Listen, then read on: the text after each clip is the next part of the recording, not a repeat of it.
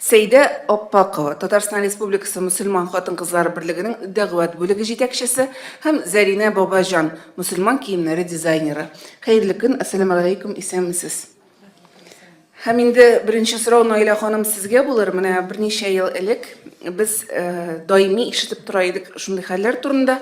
Хатын-кыз мөселманнарның хукуклары кысылу турында. Мәсәлән, эшкә урнашканда алар яулык бәйләгән өчен аларны эшкә алмаганнар дигән мисаллар турында ишеткәнебез бар. Шулай ук менә паспортка фотога төшкәндә яулык белән төшәргә ярамый дигән проблема да чыгып алды. Соңгы арада, менә соңгы берничә елда мондый хәлләр турында без ишетмибез. Бу инде проблемалар хәл ителде дигән сүзме? Әллә сез ул хакта сөйләми башладыгызмы? Рәхим итегез. Хөрмәтле дуслар, ассаламу алейкум, рахматуллахи ва баракатух. Дәрестән дә ул проблемалар резонанс формада киң таралды. Һәм инде һәрберебез кызыксынып күзәттек тә. Инде проблемага юлыккан кешеләргә ярдәм итәргә дә тырыштык, Аллага шөкер. Бүгенге көндә безнең Татарстан Җумһуриятенең диния нәзарәте бу проблемаларны хәл итәргә бөтен көчен куйды. Без хатын-кызлар диния нәзарәтенең якынында, диния нәзарәте белән берлектә һәм шушы әйтик өлкәдә эшлибез. Шуңа күрә бергәләшеп безгә имамнарыбыз, хәзрәтләребез ярдәме белән проблеманы Татарстанда хәл иттек дисәк тә, ялгышмам, инде кайдадыр калкып чыгарга да мөмкин. Ник дисәң, һәрбер кеше әле милли традицияларны, милли рухны, милли аңны белми калучыларыбыз да бар. Инде күрәләр дә яулык дигәч, ничектер гарәпләшкән, безнеке түгел дип, шундый фикерләрдә ишетергә туры килә.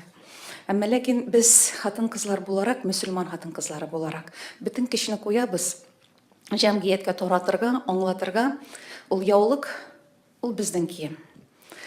Чөнки без тарихка күз салабыз, өйрәнәбез, кызыксынабыз. Калфакта булган, яулыкта булган, шәлдә булган. Хәзерге бүгенге көндә абыстайларыбыз шушы матур киемне саклап калучылар һәм шушы матур киемне киеп йөрүчеләр. Үзегез дә күрәсез, абыстайларны күргәч, аларны беркем дә әйтми бүтән милләт хатын-кызы дип.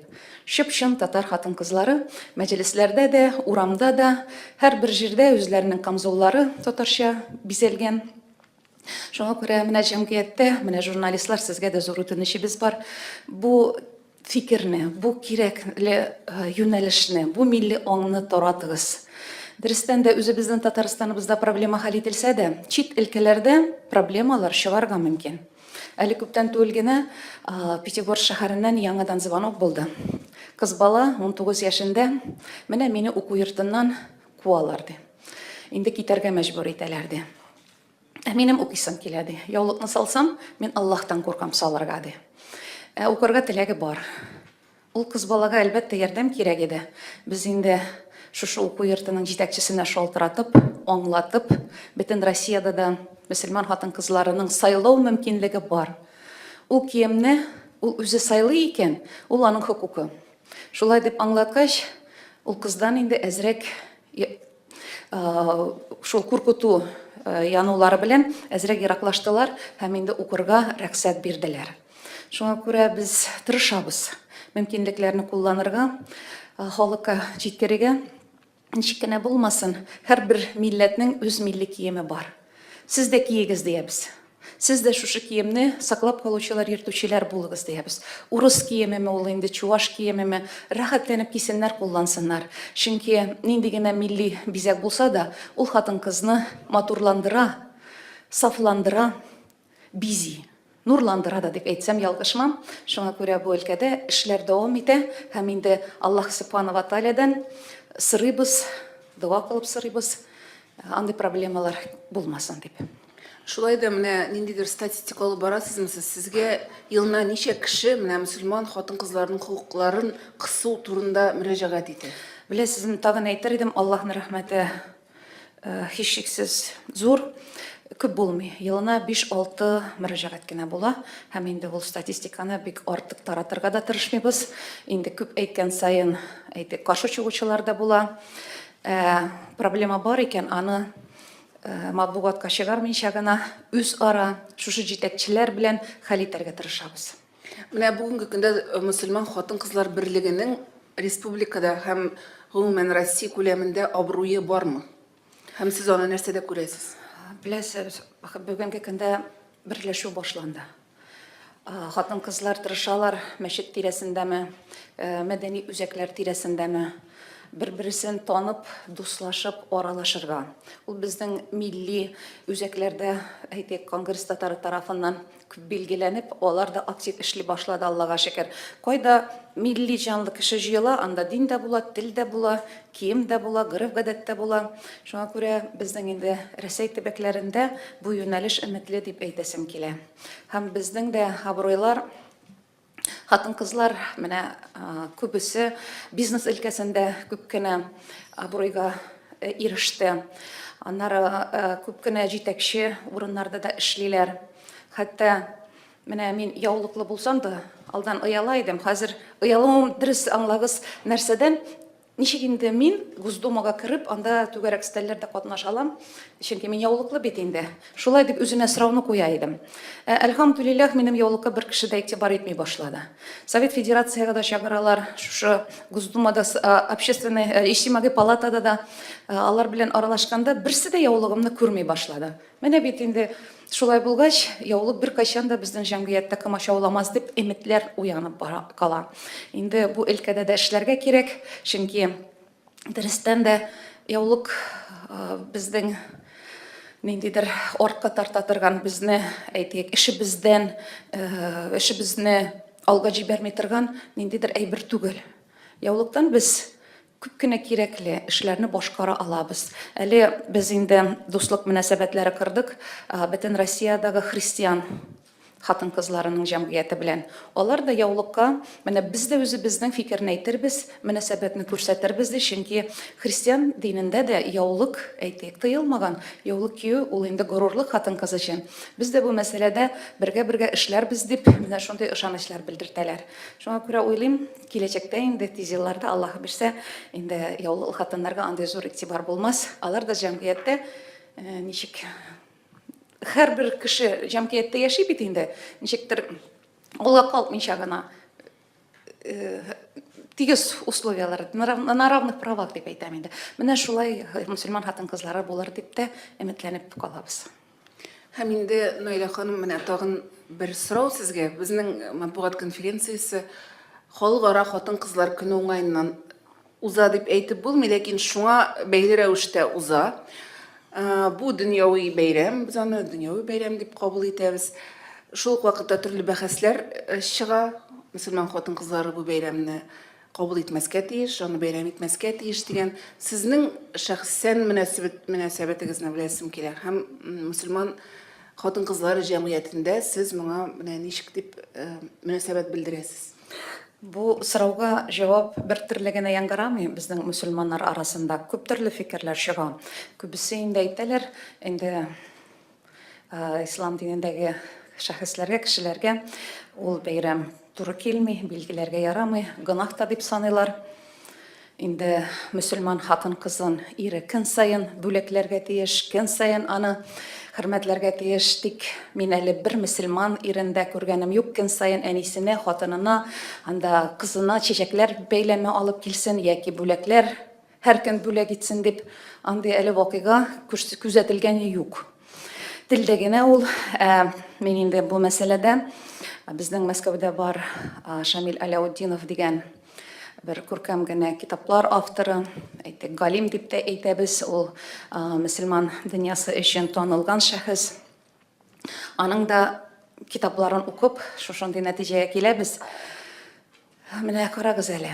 Безнең бар әниләр көне, бар әтиләр көне.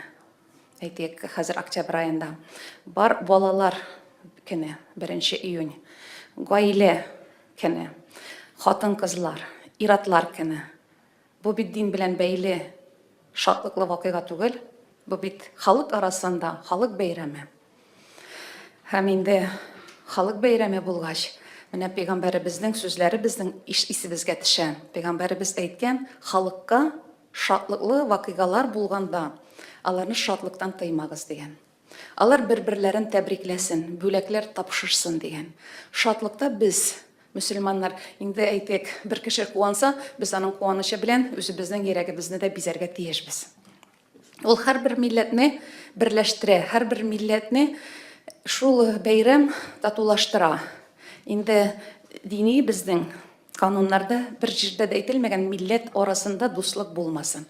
Милләтләр бер-берсен хөрмәт итмәсен дигән әйтек фикер анда бер кайда да куелмаган. Шуңа күрә инде менә карагыз әле. Беркайчан да мөселманнар Рождествоны әле бәйрәм иткәннәр юк.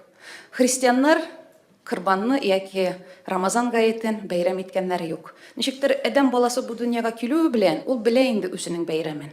Дини бәйрәмнәр булгач, кеше хәтта дин белән артык якын булмаса да, ул барыбер үз бәйрәмен хөрмәт итеп үткәрә.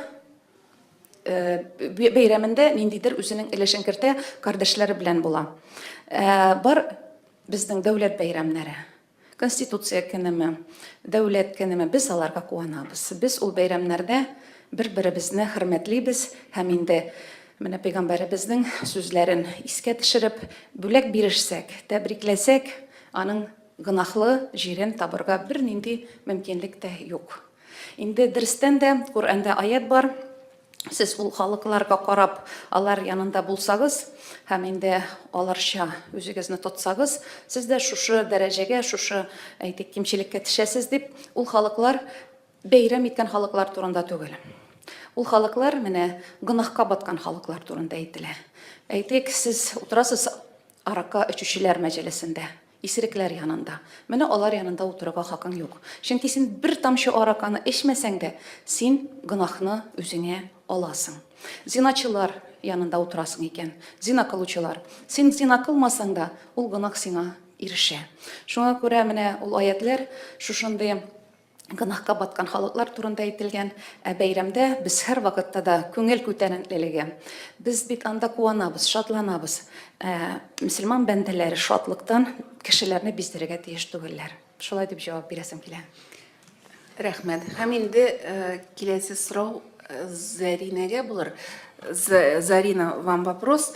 Вот очень часто мусульманок обвиняют в том, что они одеваются по арабским традициям. И вот вам вопрос, с чем это связано, и можно ли все-таки мусульманскую одежду подвести к нашим татарским традициям? Что для этого надо сделать?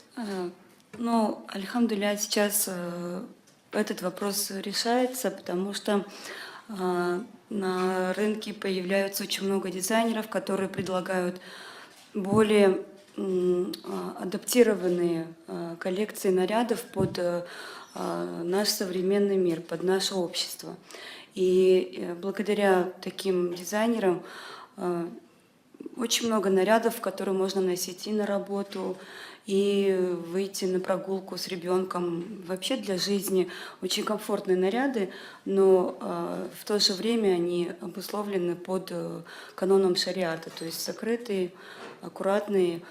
И хорошо, что за последнее время чаще стали уделять внимание самому и качеству изделий. То есть зачастую стали использовать натуральные ткани, красивые аксессуары, фурнитуру очень качественную стали использовать. И я думаю, как раз-таки сейчас очень актуально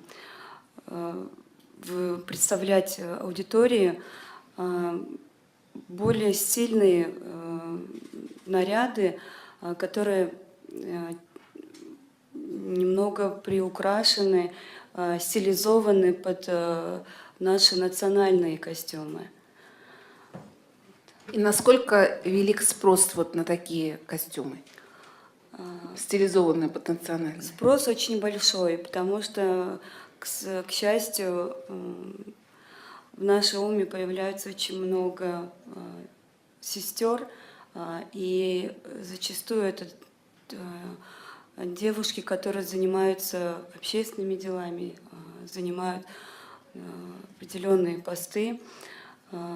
Госслужащие тоже есть среди наших клиенток, которые зачастую спрашивают, интересуются нарядами, которые можно было бы и на работе носить, и чтобы не было дискомфорта, то есть не было определенных ограничений.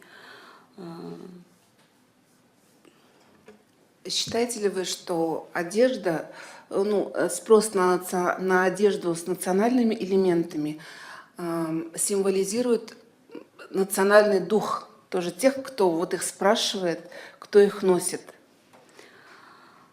Естественно, берет даже какая-то гордость, когда радует девушек определенный орнамент, какой-то элемент, пусть даже в виде маленькой брошки на стильном костюме классическом, это уже радует, потому что возрождение, наверное, культуры, ностальгия по традиционным элементам, по традиции в целом, оно привлекает внимание. И будучи даже в разных городах мира, можно определить, что это наша татарка, мусульманка, которая именно с гордостью несет свои традиционные моменты. В вашей практике есть такие встречи, да? Очень часто, особенно за последние 2 года, зачастую стали спрашивать вышивку на нарядах, вышивка именно в национальном орнаменте, какие-то красивые воланы на рукавах. И радует то, что если наблюдать за тенденциями европейской моды, там тоже именно придают акценты на мелкие детали, такие как воланчики, кружавчики, что и характерны для нашей национальности. Спасибо. Келесі сұрау Фәния апаға һәм Сейда апаға бірге болыр. Фәния апаны енді білесіздер, ол Россияда, елғышмасам, мәшит солдырған бірден бір хатын қыз. Енді Сейда апа ол ғұмырын біздің халықтың традицияларын, дини традицияларыны келешек буыннарға тапшыруға бағышлаған шәхес. Һәм менә шундый сұрау бирәсе килә, Фәния апа, сез башларсыз инде. Biz sizni bilamiz, sizning ishchanligingizni bilamiz, ham biz qo'llanamiz sizning kitoblarni. Lekin sizning bugungi kunda yoshlar orasida davomchilaringiz bormi? Mana sizning ko'p etib, mo'l etib ishlarlik ham traditsiyalarimizni, diniy urf-odatlarni kelajak bugunlarga topshirday yoshlar bormi? Elhamdülillah Rabbil Alemin. Galemlerin hocası hatın kızlarga şunday mümkünlükler birdi. Elhamdülillah galemlerin hocası hatın kızlarga şunday mümkünlükler birdi. Bugünkü günde bizning bütün avullarda da, şehirlerde de medreseler açıla. Meşitler açıla.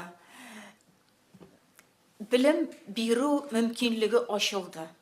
Bilim bugünkü günde bizge şunday kirek aytib bitirgisiz. Çünkü İslamga kelip yavlıq yapkan hatın kızlarda şariat zakonların bilmiler. Tigi yaramay, bu yaramay deyip korkup turalar.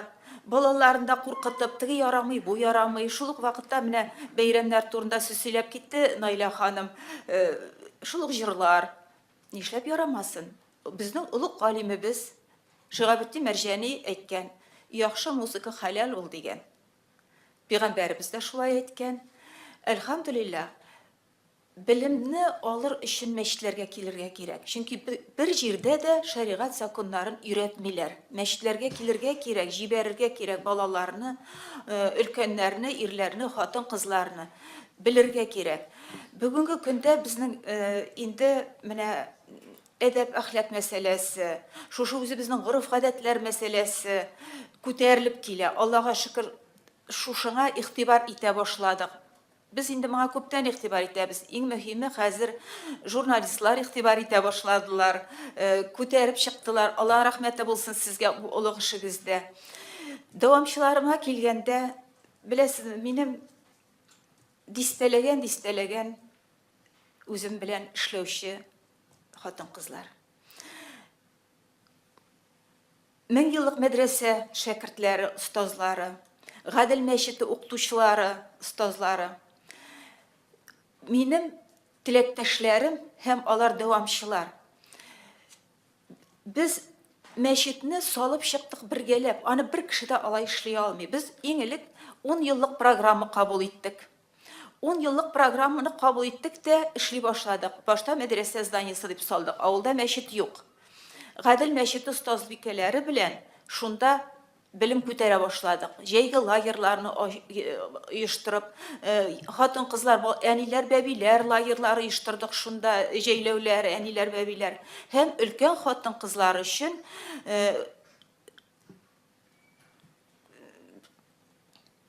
курсы повышения. Ничек аталам инде. Белем күтәрү курслары оештырдык өлкән хатын-кызлар өчен. Менә бу курслар хәзер инде 15 ел эшли. Булар берсе дә бер минем тарафтан гына эшләнмәде. Аны минем теләктәшләрем, үземнең дусларым эшләштеләр. Аннан 10 ел шушы 10 еллык программа узып, 16 елны карасак, инде без аны, оказывается, не только үтәгәнбез, арттырып үтәгәнбез. Без анда әле мәчеткә план ясарга, җир алырга дип куйган идек. Инде ул 16 елда төзелеп бетте. 3 катлы мәчет. Янында мәдрәсәсе. Субханалла, мәшалла. Аларның берсе дә бер минем тарафтан гына эшләнмәде. Бу искиткеч шушы үз эшенә, шушы юлга әдәп әхлакны күтәрергә тырышучы, гореф-гадәтләребезне күтәрергә тырышучы, динебезне, шәригать законнарын аңлатырга тырышучы абыстайлар ярдәмендә эшләнде. Аллаһның рәхмәте булсын аларның һәр кайсына да. Инде шул эшләрне яктырткан, менә китап турында сүз булды. Сезнең хезмәттәшегез, коллегагыз дип әйтик, Вәсилә Рахимова ярдәмендә чыкты менә бу китап.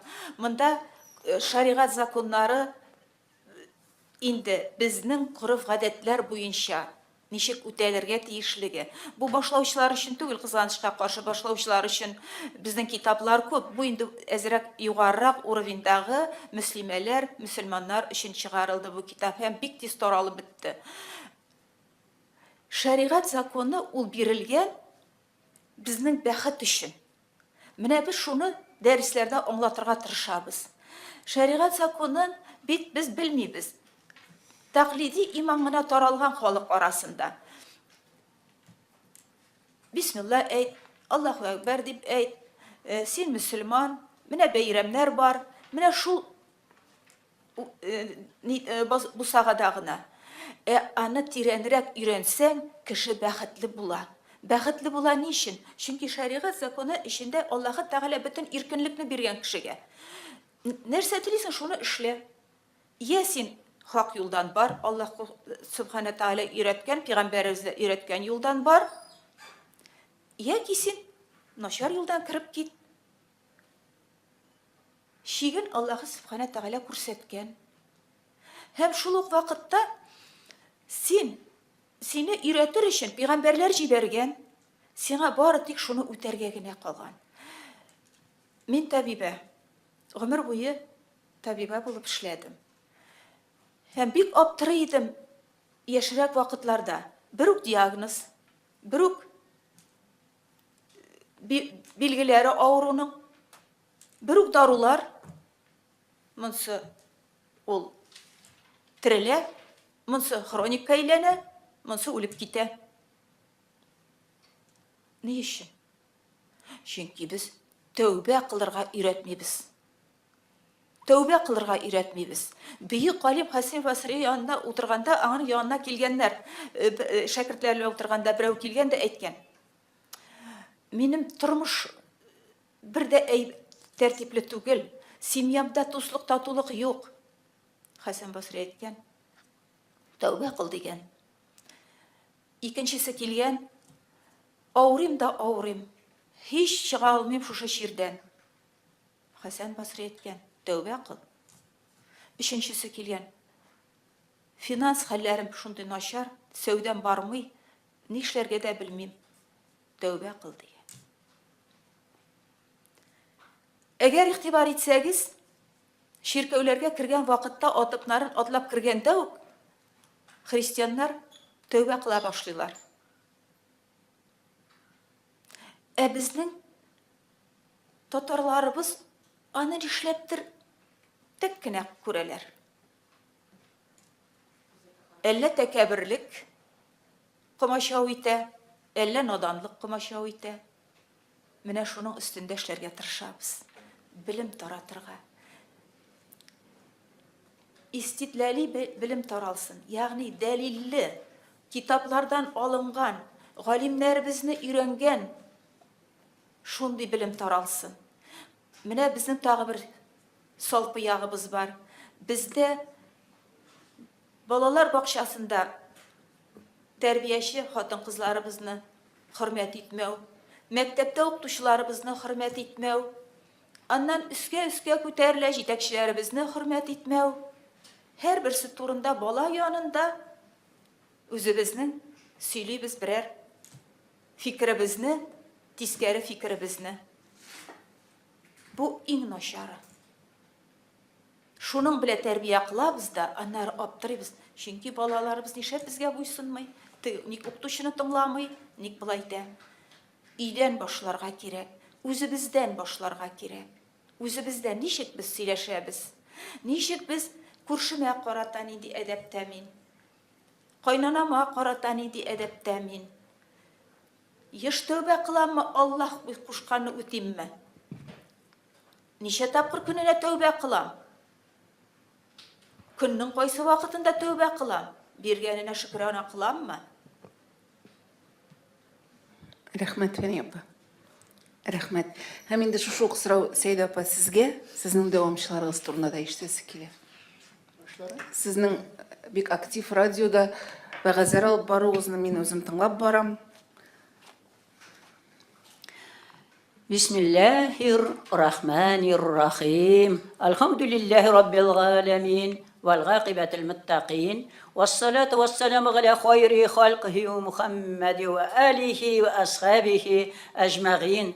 السلام عليكم ورحمة الله وبركاته. Барыгызга да бик зур рәхмәт шушындый мәҗлесләрне оештырганыгыз өчен. Әлбәттә бу безгә кирәкле. Ни өчен соң кирәкле? Әгәр дә без ашадык, эчтек, йокладык кына булса, бу хайван рәвешенчә яшәр идек. Безне әти шушлай тәрбияләде. 10 яшьләрендә булай дип әйтә иде, балалар.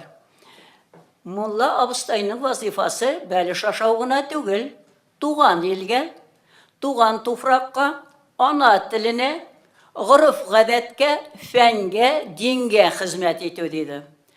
Менә шушы туганнан баланы әйтәбез, ананың карнында 121 көннән соң Аллаһы Тәгалә 4 төрле нигъмәт җибәрә. Баланың гомере, баланың профессиясе, һөнәре, аның нәрсә ашыячагы һәм бәхетлеме, бәхетчеме буласы. Хәзерге вакытта 6 академия наук тикшерә Коръәнне. Алалар сүрәне заглавие дип әйтәбез инде, алалар аятларны предложение җөмлә дип әйтәбез инде, тикшерәләр. Булар нинди медицинага туры киләме, фәнгә туры киләме? Менә шушыларны тикшереп, литературный газетның приложениесында язып чыга иде элегрәк, хәзер кайда чыгалар булыр. Анда бөтен дөньяви дини профессорлар, дини академикларның нәтиҗәсе кулыгызга керсә, укырга тырышыгыз әле. Мин аны Мәскәү җибәреп тора иде, соңгы ярты елда гына ала алмыйм. Шуңа күрә дини тәрбия дигәндә без куркып калабыз. Дини тәрбиядә дини дип сүз чыга икән, менә шушылай утырып, силкенеп, дини мәгълүматны, дини аятлар генә укып торабыз дип. Җәмәгать бу алай түгел. Динне ни өчен биргән Аллаһы Тәгаләне без башта аңларга тиешле. Ни өчен соң биргән? Без дөньяга кунак булып кына килгән. Вакытлыча гына. Әле безнең җаннарыбыз атабыз Адәмнән алып, соңгы кыямәт көненә кадәр туачак баланың җаннары җәннәттә булып, җаннар мәңгелек. Димәк, әле без монда дөньядан кайчанда булса китәчәкбез. Хәзерге вакытта менә бу карашны дөнья галимнәре, күбрәк Франция, Англия, Ленинград галимнәре исбат иттеләр. Безнең пәйгамбәрбез сөйли торган булган, кеше үлгәч, габуз матдәсендә, гәүдәдә, койрыкта габуз матдәсе үлми кала дип. Хәзерге вакытта 120 еллар элегрәк Шушы галимнәр 20 ел яткан мәетне казып алалар, экранга куялар, экранда йөрәкнең кардиограмма алган кебек языла башлагач, гаҗәпкә калалар.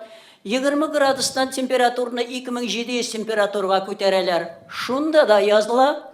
Шуннан соң бу галимнәр постулат диләр, теория дип әйтгәндә аңлашылган кебек инде. Димәк, кеше үлгәннән соң койрыкта, адәмнең койрыгында, көпчек дип әйтелә буга инде ул русча, мин русча бик белмим.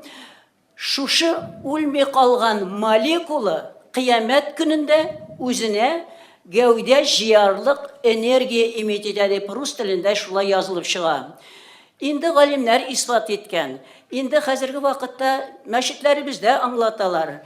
Имамнарыбыз бик яхшы яшьләр өлгерделәр. Бик бу шатлыгыбыз, әлхәмдүлилләх, абыстайлар укыталар. Инде хәзер нәрсә безнең артта калып бара? Әдәп, тәртип, әхлак, хөрмәт.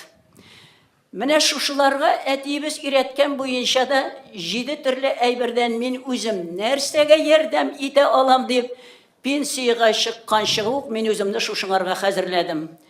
Башта дини мәгълүмат белән радио, телевизорларда сөйләдем. Ул вакытта муллалар юк иде.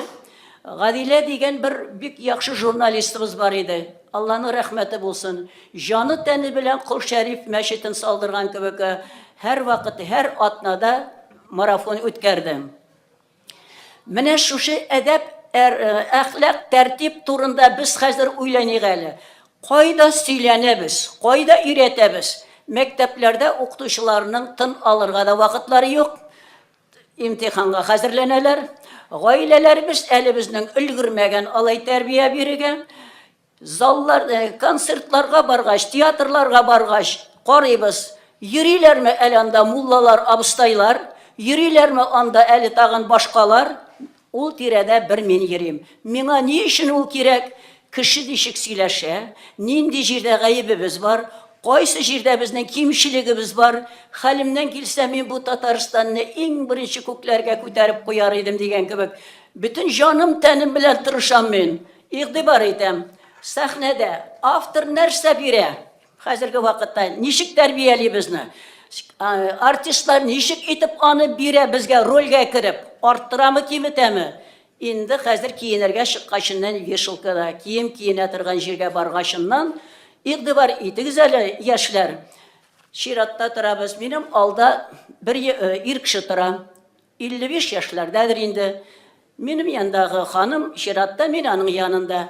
10 жетоны бар моның кулында. Беренче театрдагы шикелле акча санаган кебек саны 10га санады.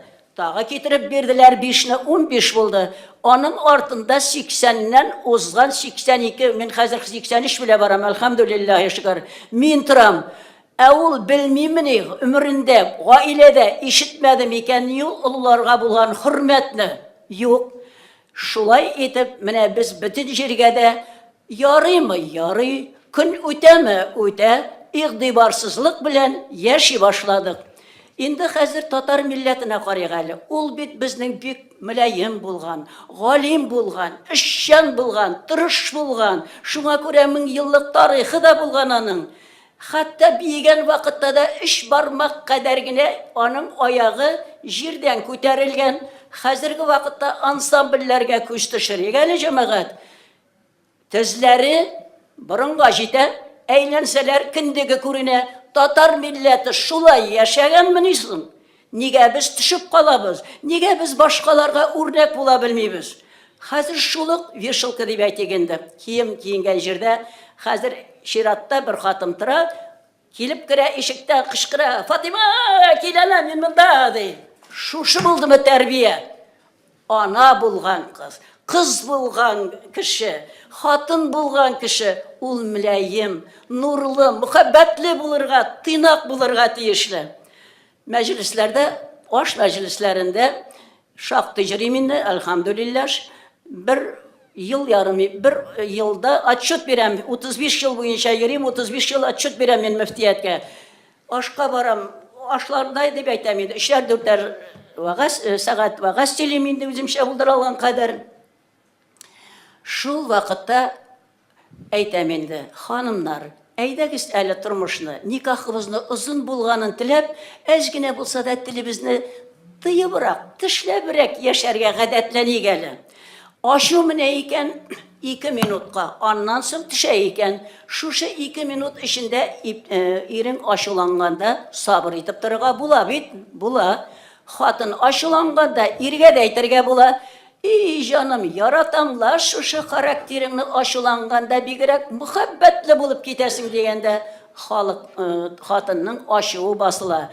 Менә шушылай итеп һәр мәҗлесләрдә, бөтен Татарстан Рәсәй буенча клубларда дип әйтин мәдәният йортларында 4-5 сәгать, Чувашиядә 9 сәгать барды вәгазь. Халыкны тарата алмадык. Сәгать 9-да башланды, 6-га кадәр. Сәйдә апа, бүлдермәл сүзегезне. Вакытмы? Әйе, безнең вакыт. Хәзер шуны Чөнки журналистларның сорауда Мисал гына белгерәсе китереп бар. китем, бер генә мисал. Бер генә мисал ярый. Бер мисал китереп китәм менә ир белән хатынга ничек итеп тормышта йомшаграк булырга. Сезнең хатын кызда эшли, тәрбиядә кыла, эштән кайтты, аш салды, икмәк юк. Гаиләдә тәрбия алмаган хатын иренә кычкыра. Магазин тирәсеннән кайтасың иде, хлеб алып кайтмыйсың, бөтен эш миңа ди. Тәрбия алган хатын булай ди. Барса җаным, ипигә генә чыгып кирсәнә, мин ашны пешерә торыйм әле ди. Менә шушыны югалтмыйк без. Безнең никахларыбыз узын гомерле булырга тиешле. 1370 язылса, 1300 таралырга тиешле түгел. Бу безнең нигез, хөкүмәтебезнең нигезенә кагыла. Шуңа күрә һәр берегезгә дә уңышлар телим. Һәр беребезнең дә никахлары узын гомерле булып, бәхетле булып, ике дөнья рәхәтенә, бәхетенә, тынычлыгына дәрәҗәсенә ирешә алырлык гомер итсәк иде. Рәхмәт игътибарыгыз өчен. Ассаламу алейкум ва рахматуллахи ва баракатух. Рәхмәт Сәйдә апа. Һәм инде журналистларның сорауларына күчәбез. Рәхим итегез. Татар-информ Мөршидә Кыямова. Сәйдә апа әйтеп китте, монда укытучыларның вакытлары юк дип мәктәпләрдә, әйме? Менә минем беләсе килә, абыстайларны мәктәпләргә кертәләрме? Абыстайлар безнең мәктәпләрдә йөриме? Моңар мөмкинчелек бармы?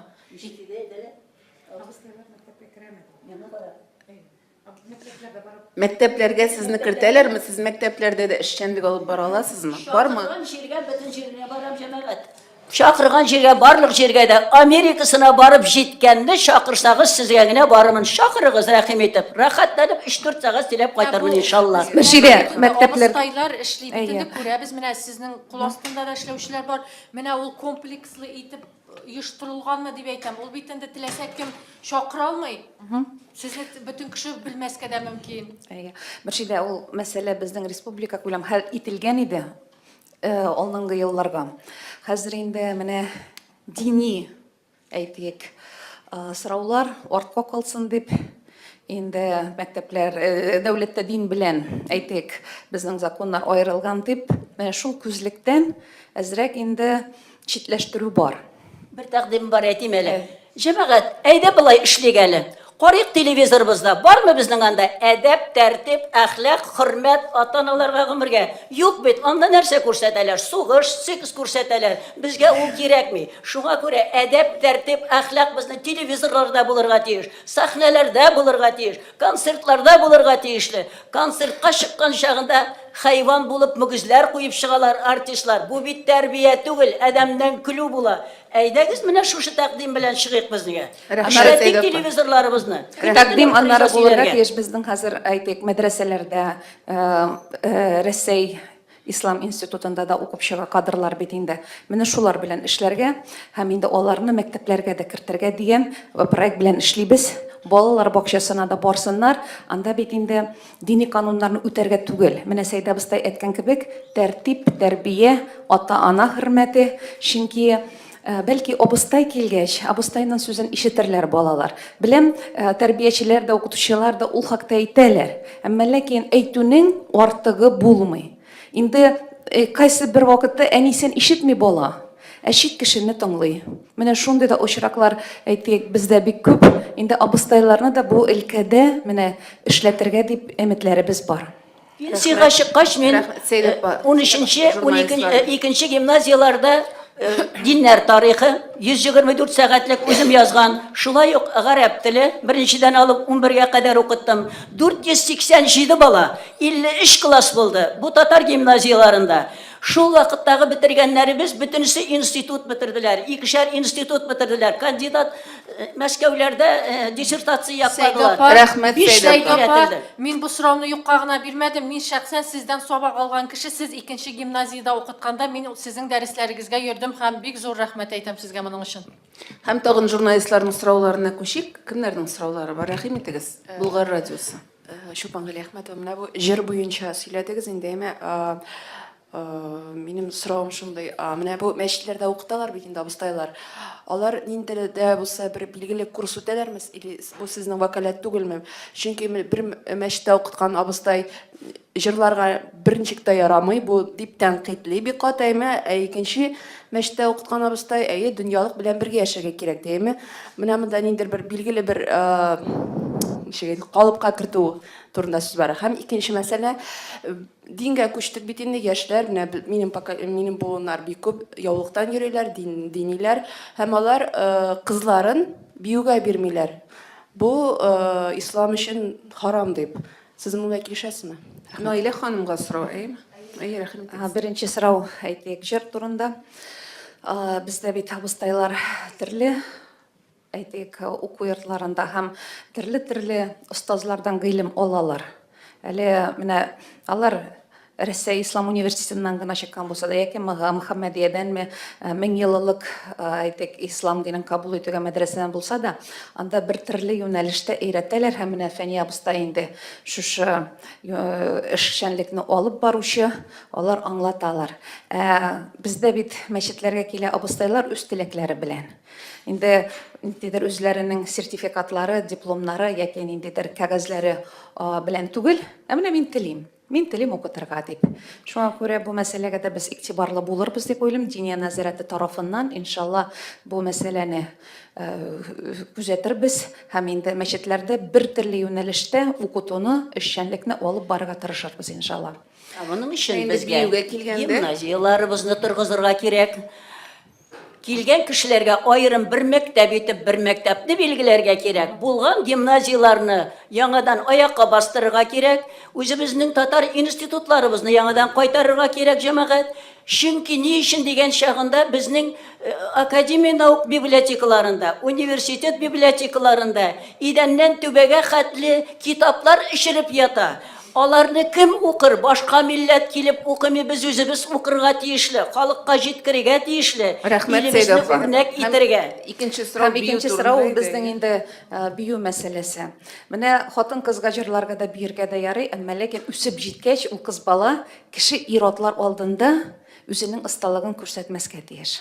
Чөнки менә Сәйдә абыстай да әйтеп китте, кемнең аягы күтәрелә, кемнең анда биле булгана. Шуңа күрә бу мәсьәләдә ул үзе өчен өйрәнергә мөмкин. Чөнки биюгәч аның нәфислеге була, ул сәламәтлеккә файдалы була.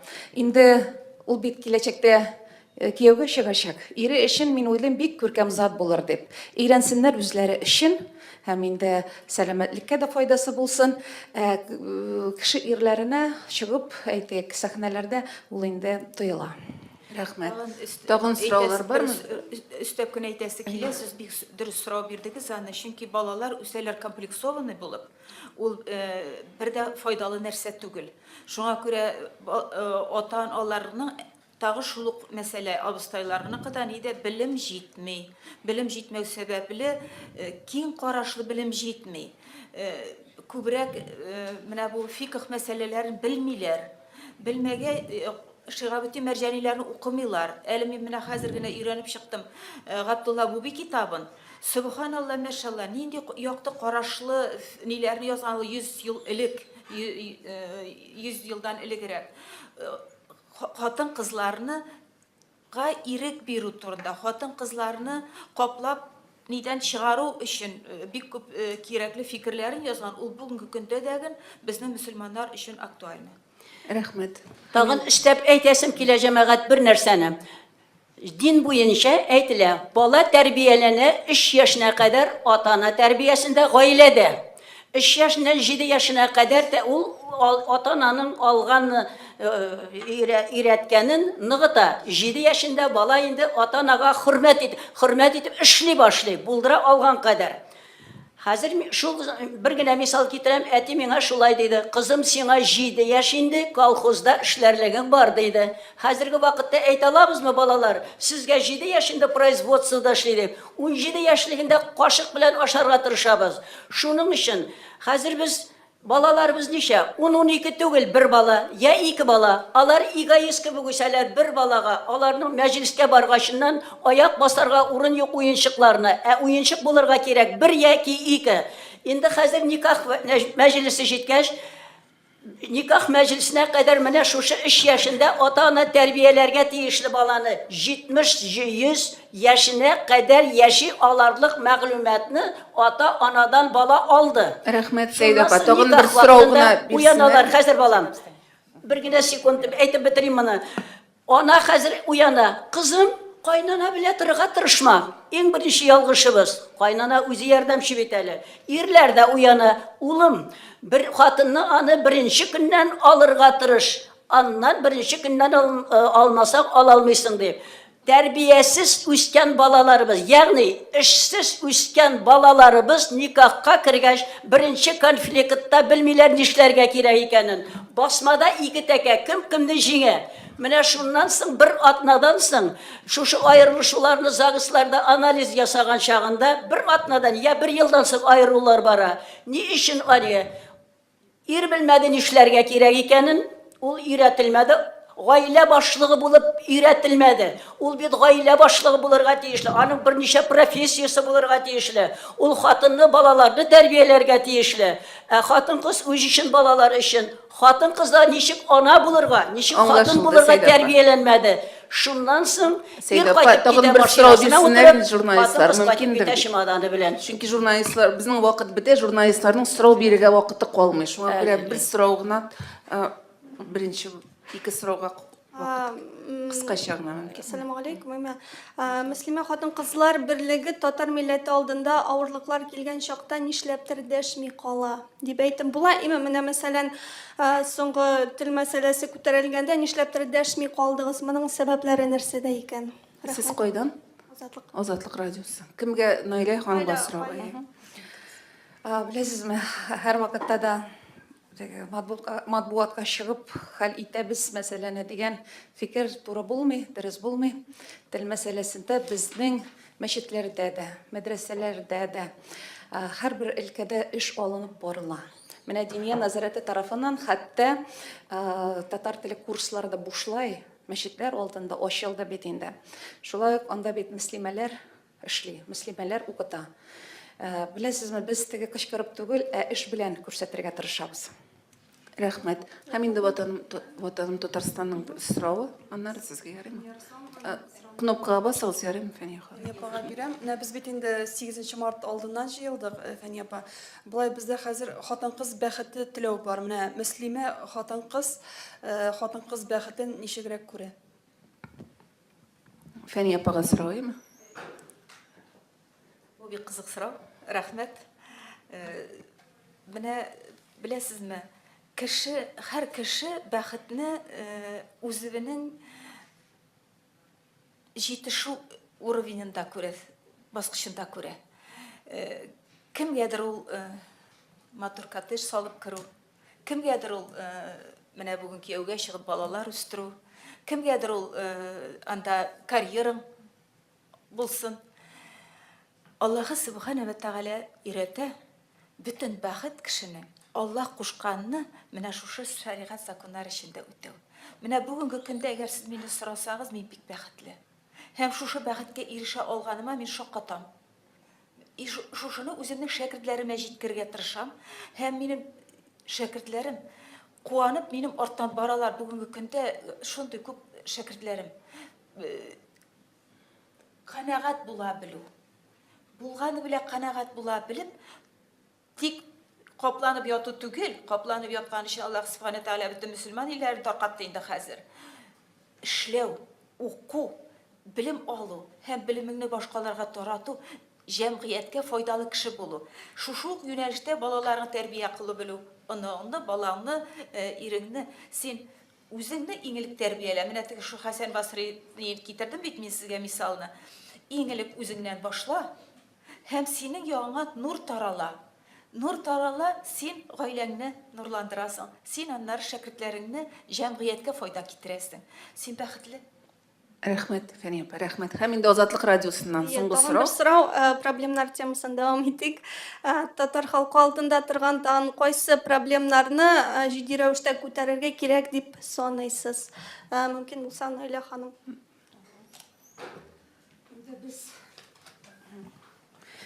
Күп еллар дәвамында татар халкы алдында булган тагын бер күркәм эшне үзебезгә алдык. Дәвам итеп алып барабыз, ул милли киемне популярлаштыру һәм халыкка җиткерү. Аның да куанычлы вакыты бар, әйтик, мизгелләре бар. Менә бүген игътибар итсәгез, никах туйлары. Никахта кызларыбыз милли киемнән кияүгә чыгарга тырышалар. Элеккеге дөньяви киемнәрне әле сайламый башладылар. Алар инде шушы үзебезнең менә Заринада булса да, бүтән дизайнерларны да сайласалар да, милли киемне киеп, шундый матур затларга әвереләләр. Хәтта мин әле куанам, кәләшләр өчен генә түгел, аларның якыннары, әниләре, апайлары, дус кызлары өчен дә. Чөнки алар да шулай ук килеп, дизайнерлар да үзләренә милли кием тектерәләр. Хәтта никахлар туйларны караганда, без инде куанабыз, бу әле мөселман туе, мөселман күренеше дип, менә шундый шатлыклы бездә хисләр туа. Аннары милли бәйрәмнәрне күз алласагыз, анда да хәтта безнең түрәләре бездә. Гади халык кына түгел, җитәкчеләребез дә милли киемнән булырга тырыша. Ул да бит куанычлы хәбәр, куанычлы вакыйга. Инде бәлки, иншалла, киләчәктә ул инде көндәлек тормышка да кирип китәр дип өметләнәбез. Менә бу елны без Казан саммит кыссаларында, Аллаһы бирсә инде, үзебезнең мөселман киеме фестивален үткәрергә ниятләп торабыз. Чөнки ул Казан саммитка чит илләрдән дә бик күп кунаклар киләчәк һәм аларга да үзебезнең милли йөзебезне, милли киемебезне күрсәтергә тырышырбыз. Шулай ук тагын бер яңалык белән таныштырасым килә. Ул инде безнең Диния нәзарәте тарафыннан ел сайын ифтар мәҗлесләре халыкны күпләп җыеп, әйтик, үткәрелә башлады. Яңа проект һәм ул проект бик актуаль булды. Чөнки анда бик күп хатын-кызлар, ир-атлар, гаиләләр белән киләләр. Менә бу елны инде иншалла хатын-кызлар өчен аерым ифтар мәҗлесе үткәрергә дип ниятләп торабыз. Һәм инде анда менә үзебезнең милли киемнәрне дә күрсәтербез, Аллаһы бирсә. Анда вәгазьләр дә сөйләнеләр һәм хатын-кызларга кагылган бар мәсьәләне дә күтәребез һәм бергәләшеп шунда әҗер-савапларга ирешергә мөмкинлекләр булыр дип өметләнәбез. Рәхмәт. Мөршидәнең кечкенә генә сорау. Минем сорау кичкенә генә түгел инде, менә без монда сөйләшәбез, әйме, һәм шундый фикер туа, хатын-кызлар кием һәм бәйрәм турында гына уйлый дигән. Безнең бит әле монда хәләл туклану бар, намаз укырга җирләр юк менә мөслимәләргә. Ул проблемалар да бар бит әле, аларны да хәл итәсездер. Аннары менә Фәния ханым әйтеп китте, ширкәүгә керү мәсьәләсен, культурасын, ниме. Менә мин үз тәҗрибәмнән чыгып әйтәм, мәчетләргә алай еш йөрмәсәм дә, ләкин эш буенча барганда, безнең бит мәчетләр ишек төбендә утыра торган бабайларыбызны да әле тәрбияләргә кирәк. Менә ул мәсьәләләрне дә мөслимә хатын-кызлар Мәчетләребез бар, әлхамдулиллах, хатын-кызларга намаз укырга урын юк дигән фикер белән килешмим, чөнки намаз укырга теләгән кеше өчен ул бүлмә таба ала. Әмма ләкин намаз бүлмәләре оештыру ул дәүләти булган, әйтик, уку йортларында дөрестән дә күп төрле фикер таралта һәм инде бәлки ачыктан ачык дини бүлмәләр булдыруны инде бәлки иглан итмәссез дип тә әйтеп куялар. Укырга теләүче кеше өчен җир йөзендә менә файда гына без булмыйк, һәрбер җирдә дә укырга була. Анда пөхтәлек кенә кирәк ул җирдә. Хәзер Фәния ханым, һәм инде бәйрәм, әйтик, бәйрәм генә түгел безнең хатын-кызларда, көндәлек тормышта бар. Хәләл ризык дигәннән, әлхамдулиллах, бүгенге көндә балалар бакчасында, мәктәпләребездә хәләл итне керттек. Хәләл ризык белән тукланырга балаларга мөмкинлекләр оештырдык. Инде әле безнең ул эшләр дәвам итә, чөнки балалар бакчалары төзелеп тора, мәктәпләр ачылып тора.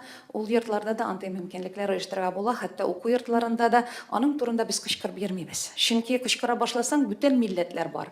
Бүтән милләтләргә һәр вакытта да ул күңелле, әйтик, информация түгел. Кашып түгел. Менә мөселманнар беләләр. кайда мөмкинлекләр барлыгын. Инде мактанып әйтеп йөрсәң инде бүтән милләтләрне дә алар ник инде мөселманча, ник бу христианча түгел яки яһудча түгел дип менә ыгызыгы чыгарудан дөрестән дә безгә кирәкмесең икән дип уй фикергә киләсең.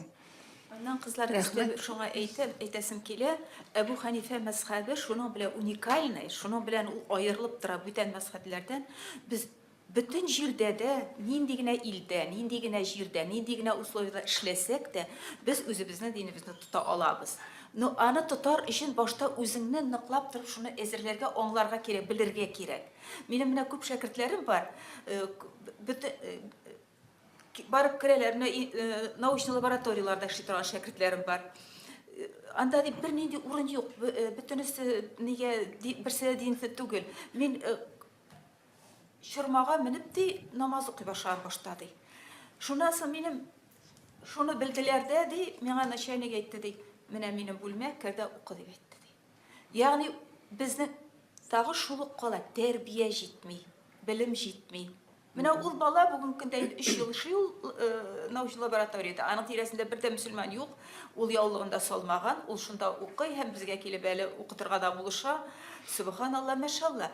Кешенең үзе менә үзеннән башларга кирәк. Бу тәрбия мәсьәләсен без һәр даим күтәрергә кирәк үзебезгә. Рәхмәт, инде безнең матбугат конференциясе төгәлләнә. Тагы шуны әйтергә була. Менә туйга кадәр, никахка кадәр безне яшьләребезгә, егетләргә, кызларга курслар ачырга кирәк. Бер 20ләп, иң кимендә 15-20 лекцияны тыңларга тиешлеләр алар. Ничек итеп хатын булырга, ана булырга, ничек итеп бала тәрбияләргә, нәрсәгә игътибар итәргә, ничек итеп ир белән яшәргә. Менә шушыларны хәзерге вакытта безнең хатыннарыбыз бульдозер шикелле бөтен хезмәтне алып баралар. Уят синаны төнлә белә аларга исем фамилиясын әйтә алмый, арган була. Шуңа күрә хатын-кыз никахка, тормышка хәзерләнгән булырга тиешле. Аның өчен курсларны ачырга мөмкин. Я ул мәчеттә булырга тиешле, я ул ЗАГСта булырга тиешле. Менә 20 елга каршы безнең Әмма кертергә кирәк. конференциябезнең вакыты тәмам, онлайн трансляция